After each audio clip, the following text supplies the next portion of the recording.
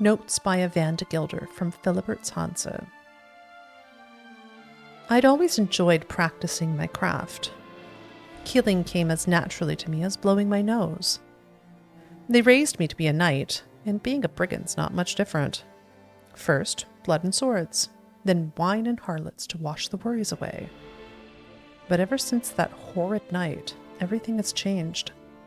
My dreams are filled with nightmares in which I relive those events, step by step. We took the estate by storm and pulled Maximus Macrinus out of his bedding still in his nighties. Yet we had to put off dealing with him and first see to his family.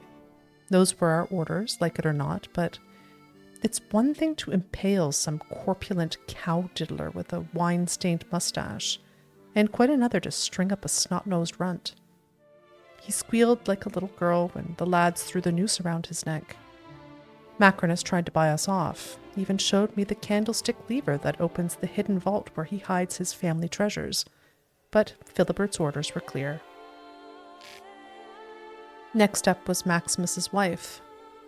The lads spent a long time having their way with her and making Maximus watch. Too long.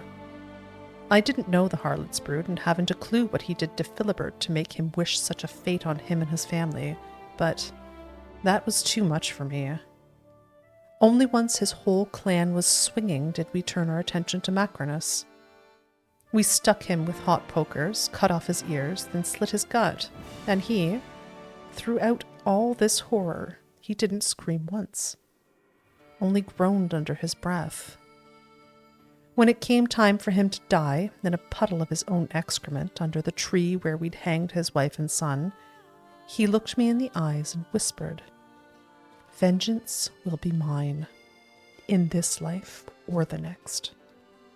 Those were his last words.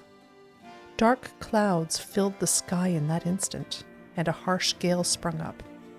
Then I gave the order to move out. I remember perfectly how, when I reported this back to Filibert, he was all smiles, happy as a clam. Didn't even harangue me for not looting the manor. It was clear he cared about one thing and one thing only, Macrinus's death. Yet news of the treasure we left at Castel Dacia quickly spread around Montcran, and a few lads from our hanse are fixing to head over there to see what they can find. I'll join them. I'll bury the remains still lying there in the yard. Maybe then their spirits will know peace.